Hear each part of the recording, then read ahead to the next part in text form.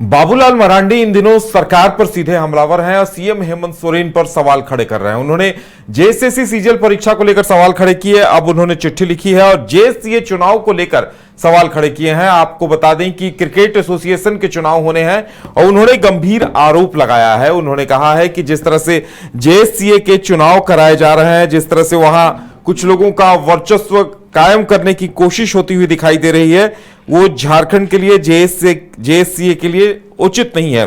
उन्होंने कहा है कि जेएससीए के होने वाले चुनाव में सरकारी तंत्र का दुरुपयोग और प्रभावशाली प्रशासनिक अधिकारियों द्वारा चुनाव को प्रभावित करने की कोशिश की जा रही है। ज्यादा जानकारी के लिए इस वक्त हमारे साथ सहयोगी मदन है। मदन, देखिए, ये बड़ा गंभीर आरोप है। बाबूलाल मरांडी अगर ये कह रहे हैं कि क्रिकेट एसोसिएशन के चुनाव को प्रभावित करने की कोशिश हो रही है, तो ये वाकई में एक गंभीर मसला है।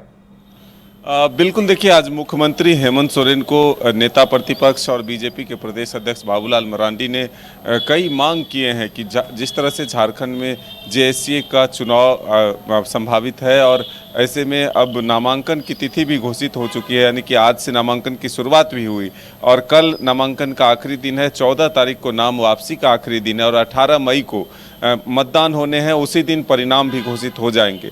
लेकिन सीधे तौर पर जो आरोप लगा है, ऐसे में बाबूलाल मरांडी ने कहा है कि जेएससीए के चुनाव में प्रशासनिक प्रभाव एवं हस्तक्षेप को रोककर पारदर्शी एवं निष्पक्ष चुनाव कराने के संबंध में उन्होंने कई बिंदु बना करके एक मुख्यमंत्री हेमंत सोरेन को पत्र लिखा है।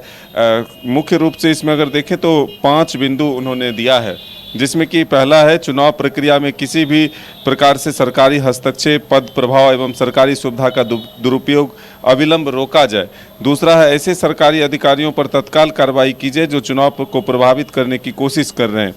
तीसरा है मतदान के दिन कड़ी विधि व्यवस्था की जाए ताकि सदस्य निर्भीक होकर मतदान कर सके। चौथा है कि चुनाव आयोग या किसी स्वतंत्र संस्था की निगरानी में यह चुनाव संपन्न कराया जाए ताकि इसकी निष्पक्षता और पारदर्शिता बनी रहे। जेएससीए राज्य का एक प्रतिष्ठित खेल संगठन है और इसकी साख को बचाना हम सभी की जिम्मेदारी है।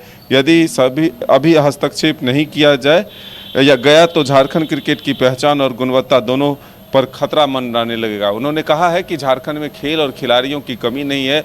अगर खेल संस्था और खेल के एक तरह से खिलाड़ियों के प्रतिभा को दबाने की कोशिश होगी, अगर चुनाव ही गड़बड़ तरीके से होगी, तो ऐसे में जो प्रतिभावान खिलाड़ी हैं वो पीछे छूट जाएंगे और चयन की प्रक्रिया में भी गड़बड़ी होगी।